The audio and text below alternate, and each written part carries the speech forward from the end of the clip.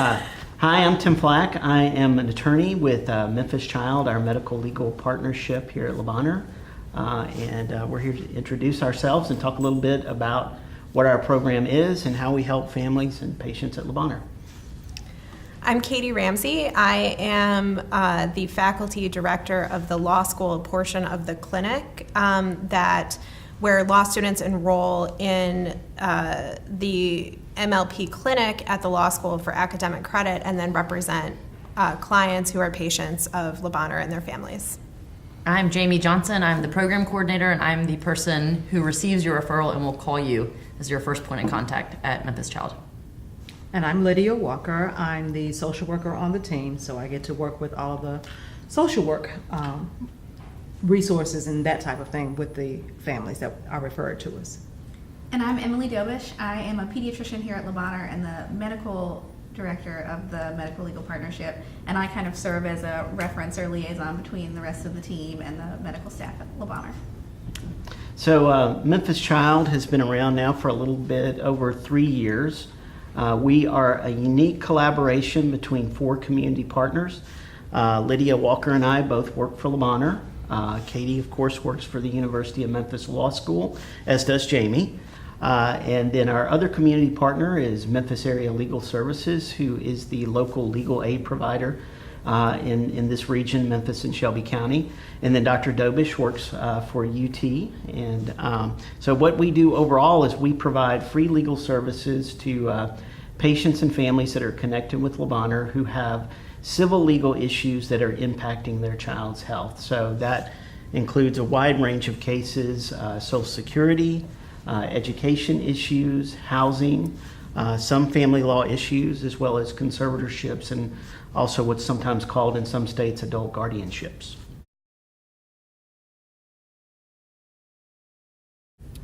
We group the cases into categories that we call IHELP, I-H-E-L-P, and that stands for income and insurance is the I, the H is housing, the E is employment and education, the L is legal status, and then the P is personal and family stability. So that's how we categorize the sorts of issues that come through our door.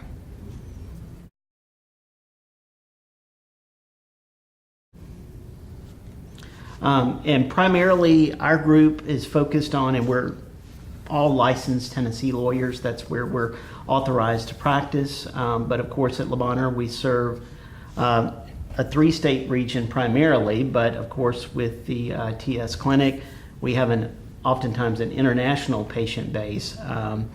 But that doesn't prohibit us from getting families connected with services. We have relationships with other legal aid agencies in other states that we can refer people to, and depending on the legal area.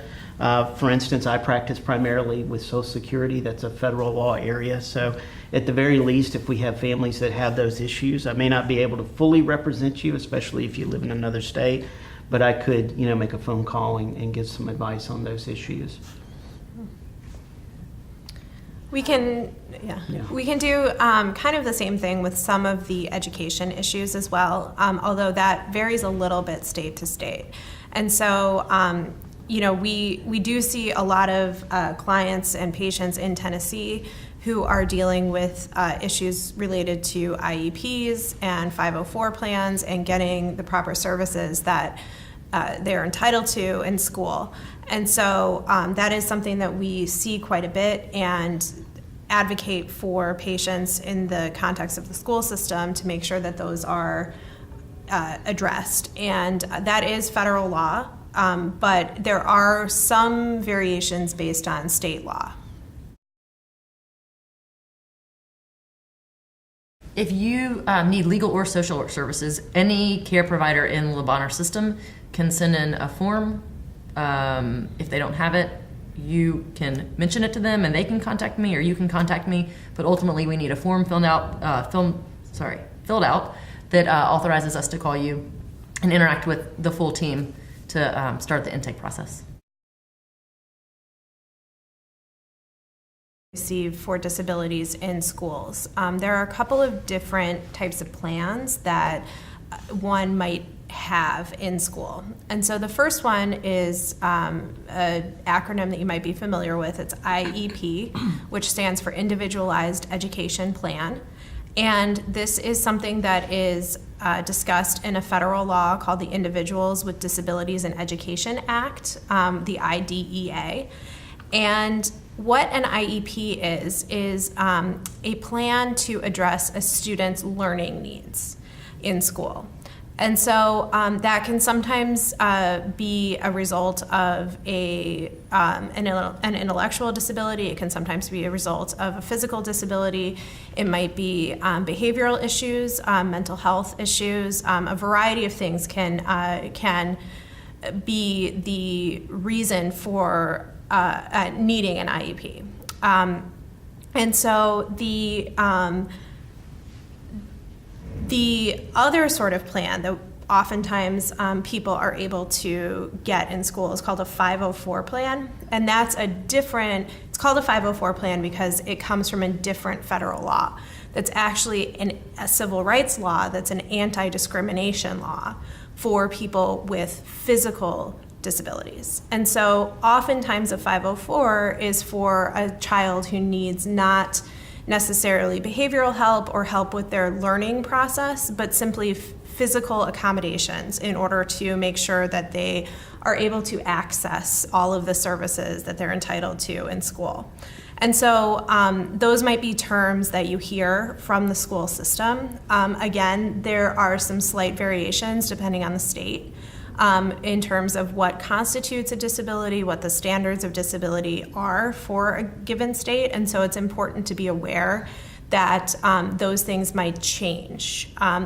It's also important to be aware that when your family moves from either within the school district or into a new school district or into a new state, that might affect the way that your IEP or your 504 is processed by the school. And so if you move within the same school district, things generally, and this is not always the case, but generally things should stay the same. If you move within the same state, but into a different district, then whatever the evaluation was that resulted in your child getting an IEP to begin with will probably still stand.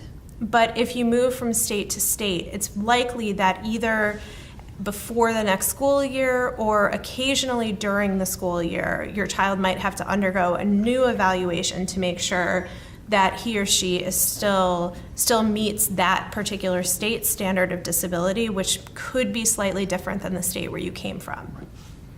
Which, again, we are here to help families as much as we can.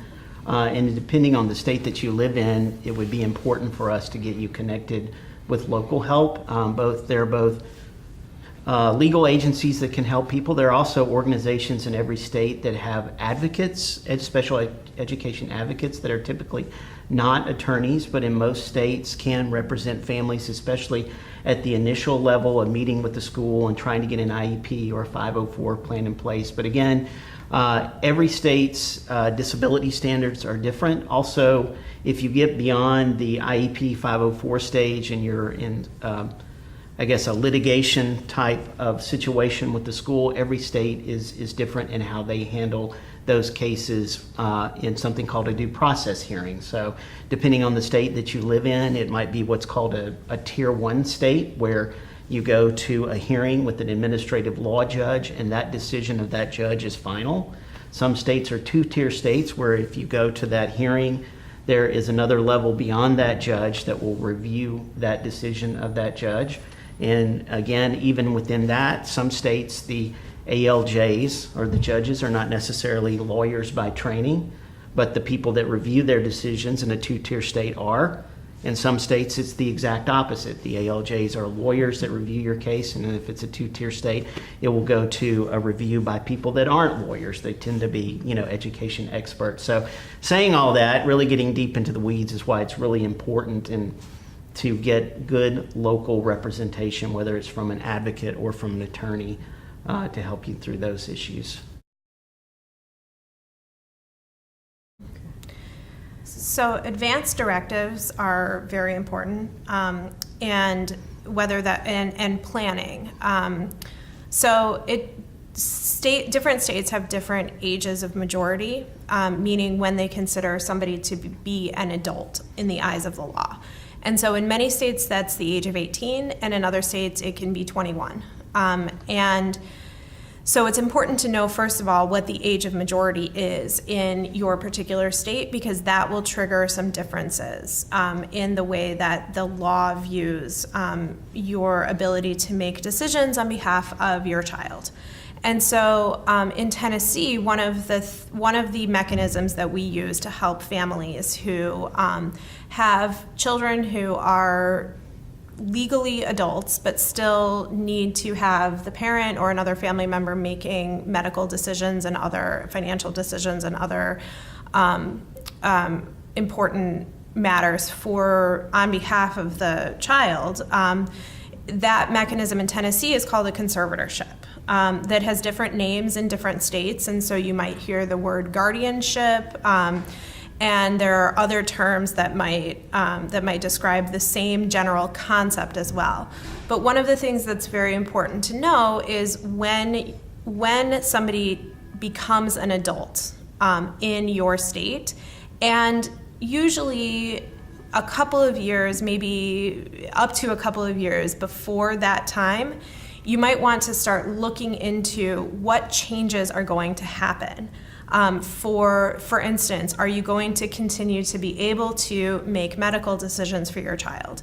If your child receives SSI benefits, then it's important to know what sorts of changes happen under that program when a child turns 19. Is that right? 18. Yeah. When insurance questions might come up as well, because there can also be changes to insurance policies and what people are entitled to and covered for under insurance policies depending on how old they are.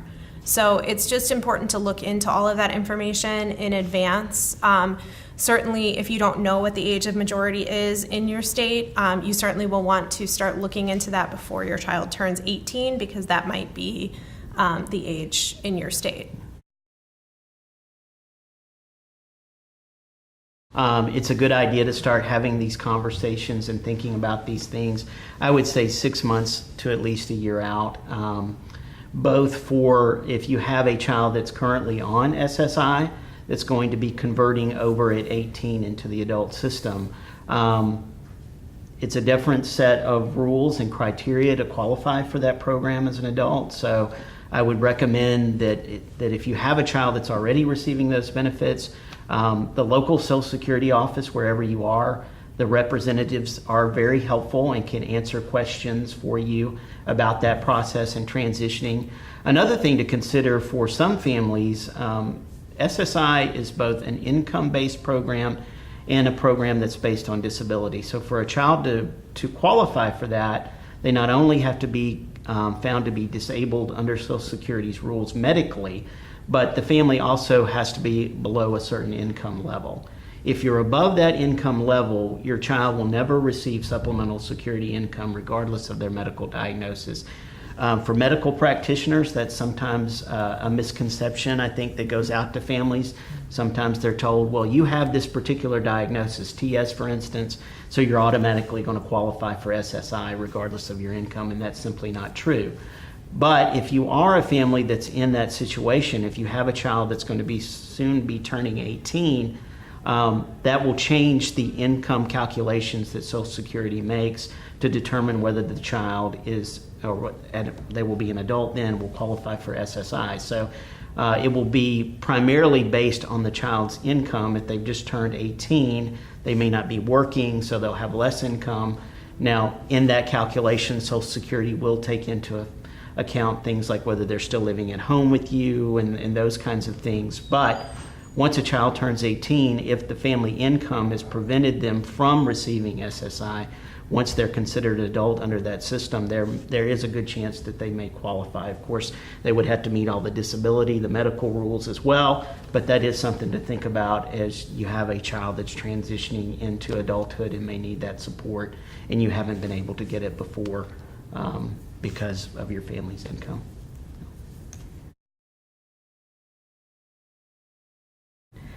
Remember, the process for you getting a referral into us is very simple. All you need to do is let a medical provider know, social worker, anyone on staff here at Le Bonheur, that you have a legal issue that you have a concern about and think it's something that you want representation with. That happening, once you explain it to them what the situation is, or even in the middle of a well-child visit, that can be addressed. But getting them to just send the simple paperwork into our offices, and they can contact us very simply by sending that referral to Jamie. Jamie will then contact you and route that referral so that we can determine if that's a matter that we can address, both legally and as a social work issue. Feel free to comment below. We'll be happy to answer any questions to the best of our ability.